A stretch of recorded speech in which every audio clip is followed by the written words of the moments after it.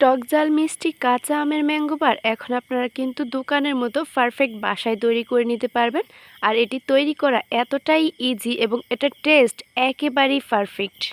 ছোট বাচ্চারা কিন্তু বিশেষ করে দোকান থেকে কাঁচা আমের ম্যাঙ্গো বারটা কিনে থাকে 5 টাকা করে। আর এটা কিন্তু এখন আপনারা চাইলেই বাসায় তৈরি করে নিতে পারেন আর পুরো 1 বছর পর্যন্ত ভালো রাখতে পারবেন। বাই দ্য ওয়ে, আসসালামু আলাইকুম everyone, welcome to Naba Islam kitchen. কি অবস্থা, সবাই কেমন আছেন? আশা করছি অনেক বেশি ভালো আছেন। আমিও আলহামদুলিল্লাহ অনেক ভালো আছি। ভিডিওটি না টেনে সম্পূর্ণ দেখতে থাকুন, তাহলে এরকম পারফেক্ট ম্যাঙ্গো বার আপনারা বাসায় তৈরি করে নিতে পারবেন। এখানে আমি 2 কেজির মতো আম নিয়েছি আর এই আমগুলো আমি একটা বটির সাহায্যে ছিলে নিচ্ছি। আমি বটির সাহায্যে ছিলে নিচ্ছি। আপনারা চাইলে দা, ছুরি কিংবা বটি আপনাদের যেভাবে সুবিধা মনে হয় যেটা দিয়ে সেটা দিয়েই করতে পারেন। আর খোসাগুলো ছাড়ানো হয়ে গেলে কিন্তু আমি এটা ছোট করে পিসেস করে নিব। অবশ্যই কিন্তু এই স্টেপগুলো খেয়াল রাখবেন। এখানে কিন্তু আমি ভারী করে এই খোসাটা ছাড়াচ্ছি। সবুজ যে অংশটা সেটা কিন্তু ভালো করে ফেলে দিতে হবে, নয়তো এটা টক বেশি পরিমাণে থেকে যাবে। এমনিতেও কিন্তু কাঁচা আম প্রচুর পরিমাণে টক থাকে, আপনার চিনির পরিমাণটা একটু বেশি লেগে যাবে। তো দেখতেই পাচ্ছেন আমি এরকম করে স্কোয়ার শেপ দিয়ে কেটে নিচ্ছি। আপনারা চাইলে আপনাদের পছন্দ মতো করে পাতলা করে কেটে নিতে পারবেন। তো এখানে দেখতেই পাচ্ছেন মোটামুটি 1 বোল হয়েছে।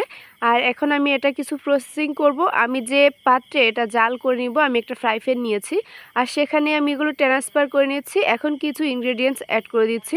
এখানে লবণ অ্যাড করে দিয়েছি মোটামুটি 1 টেবিল চামচ পরিমাণ, সামান্য পানিও অ্যাড করে দিয়েছি।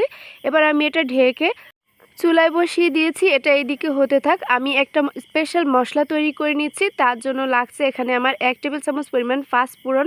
এখানে আমি 10 থেকে 15টা কালো গোলমরিচ নিয়েছি, 3টি এলাচের বীজ নিয়ে নিচ্ছি। আর এলাচের যে পাতাগুলো আছে সেটা লাগবে না। এখানে আরও নিয়েছি 1 চা চামচ পরিমাণ গোটা জিরা এবং 3টি শুকনো মরিচ। তো ঝালটা আপনার টেস্ট অনুযায়ী ব্যালেন্স করতে পারবেন। তো এটা আমি একটা সাইডে রেখে আবারও চলে এসেছি চুলার কাছে। দেখতেই পাচ্ছেন আমগুলো কিন্তু একদমই গলে গিয়েছে। আমি এরই মাঝে এটা কিন্তু ঢাকনা সরিয়ে অনেকবার নেড়েচেড়ে দিয়েছিলাম। অবশ্যই এটি কিন্তু মোস্ট ইম্পর্ট্যান্ট, এটা নয়তো তলানিতে লেগে যাবে। আর এখানে কিন্তু কোনো রকম পানি নেই, দেখতেই পাচ্ছেন। এখন এটা আমার সম্পূর্ণভাবে গলে গিয়েছে।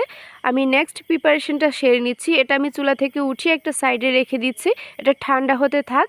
এইদিকে আমি স্পেশাল মশলাটা ভেজে নিচ্ছি। প্রথমে কিন্তু শুকনো মরিচগুলো ভেজে নিতে হবে, নয়তো ছোট যে মশলাগুলো আছে সেগুলো পুড়ে যাওয়ার সম্ভাবনা থাকবে। তো আগে একটু মরিচটা ভালো করে পুড়িয়ে নিয়েছি। এরপর কিন্তু মশলাটা চুলার আঁচটা একদম লো ফ্লেমে রেখে এটা টেলে নিয়েছি। এটা আমি গুঁড়া করে নিব।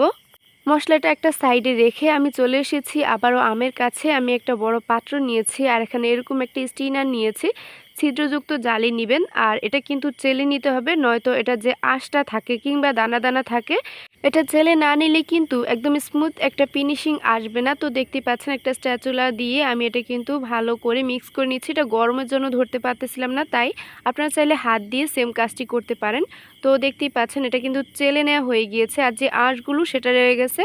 এইদিকে কিন্তু একদম স্মুথ একটা কাঁচা আমের পিউরি পেয়ে গেছি। তো আবারও আমি একটা ফ্রাই প্যান নিয়েছি আর ওই ফ্রাই প্যানে কিন্তু এটা আমি ট্রান্সফার করে নিয়েছি। এখন এখানে কতগুলো ইনগ্রেডিয়েন্টস অ্যাড করে দিচ্ছি। একদম দেখতেই পাচ্ছেন কোনো রকম লামস ফ্রি, একদম দানা দানা ছাড়া পিউরিটা আছে। এখন কতগুলো ইনগ্রেডিয়েন্টস এখানে অ্যাড করে দিয়েছি। 1 কাপের মতো চিনি অ্যাড করে দিয়েছি। আরও অ্যাড করে দিয়েছি স্পেশাল যে মশলাটা রেখেছিলাম সেটা আমি সম্পূর্ণটা অ্যাড করে দিয়েছি। ভিনেগার অ্যাড করে দিয়েছি এখানে 1 টেবিল চামচ পরিমাণ। দীর্ঘদিন সংরক্ষণ করার জন্য কিন্তু এটা একদম মোস্ট ইম্পর্ট্যান্ট। আরও অ্যাড করে দিয়েছি 1.5 চা চামচ পরিমাণ বিট লবণ। বিট লবণটা কিন্তু দিলে অনেক ভালো একটা টেস্ট আসে। ম্যাঙ্গো বারটা সুন্দর একটা কালার আনার জন্য এখানে আমি গ্রিন ফুড কালার ব্যবহার করেছি। আপনারা চাইলে এটি স্কিপ করতে পারেন। আমি জাস্ট ভিডিওতে ফুটিয়ে তোলার জন্য এই কাজটি করেছি আর এটার জন্য কিন্তু কোনো রকম টেস্টের হেরফের হবে না। তো আমি আবারও চুলায় বসিয়ে দিয়েছি। এবার আমি জাল করে নিচ্ছি আরও 7 থেকে 8 মিনিটের মতো।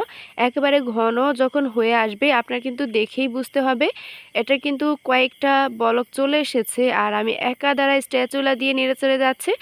নাড়াচাড়া কিন্তু বন্ধ করা যাবে না, নয়তো এটা তলানিতে লেগে যেতে পারে। আর এটার কনসিস্টেন্সিটা কেমন আছে আমি একটু দেখিয়ে দিচ্ছি আপনাদেরকে। এই অবস্থাতে কিন্তু কোনোভাবেই নাড়াচাড়া বন্ধ করা যাবে না, নয়তো এটা তলানিতে লেগে যাবে। এইদিকে আমার এটা হয়ে গিয়েছে, চুলা থেকে নামিয়ে নিচ্ছে। পিউরিটা ঠান্ডা হতে থাক। এদিকে আমি নেক্সট স্টেপগুলো সেরে নিচ্ছি। আমি একটা স্টিলের প্লেট নিয়েছি আর এখানে সামান্য অয়েল ব্রাশ করে নিচ্ছি, যাতে এটা দেওয়ার পর উঠানোর সময় লেগে না থাকে। তো আমি হাত দিয়ে কিন্তু এই কাজটি ভালো করে নিয়েছি। আপনারা চাইলে অয়েল ব্রাশ এখানে ইউজ করতে পারবেন। এটা ঠান্ডা হয়ে গিয়েছে। এখন আমি এখানে আমের পিউরি অ্যাড করে দিচ্ছি। আর এই আমের পিউরিটা দিয়ে আমসত্ত্ব তৈরি করলে অনেক বেশি টেস্টি হয়। পিউরিটা দেওয়ার পর কিন্তু ভালো করে ট্যাপ করে নিচ্ছি আর চারিদিকে স্প্রেড আউট করে দিয়েছি। একদম দেখতেই পাচ্ছেন, আপনার ভিডিওতে দেখেই বুঝতে হবে।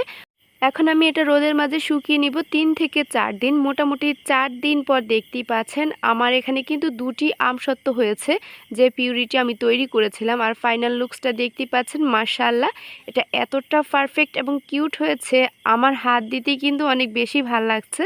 আর এটা টেস্ট নিয়ে কোনো রকম কম্প্রোমাইজ হবে না। দেখতেই পাচ্ছেন তেল দেওয়ার কারণে কিন্তু খুব দ্রুতই এটা উঠে গিয়েছে। এখন আমি একটা পিৎজা কাটার দিয়ে এটা স্লাইস করে কেটে নিচ্ছি। আপনারা চাইলে এটা এভাবেই রেখে দিতে পারেন। একটা এয়ারটাইট বক্সে ঢুকিয়ে এটা আপনারা পুরো ১ বছর পর্যন্ত ভালো রাখতে পারবেন। এখন কিন্তু আমের সিজন আর বাজারে প্রচুর পরিমাণ অ্যাভেলেবেল আম আছে। আর যাদের গাছ আছে তাদের তো কোনো কথাই নেই। এভাবে আপনারা একবার ট্রাই করে দেখতে পারেন। অনেক বেশি টেস্টি হয় এবং সব সময় বাসার খাবার হেলদি হয়। আপনারা যাই বলেন না কেন, এটার টেস্ট এত ভালো এসেছে, আমার কাছে তো অনেক বেশি ভালো লাগছে। আপনারা কিন্তু অবশ্যই একবার ট্রাই করবেন। আর ট্রাই করলে কিন্তু আমাকে অবশ্যই কমেন্ট করে জানাতে ভুলবেন না।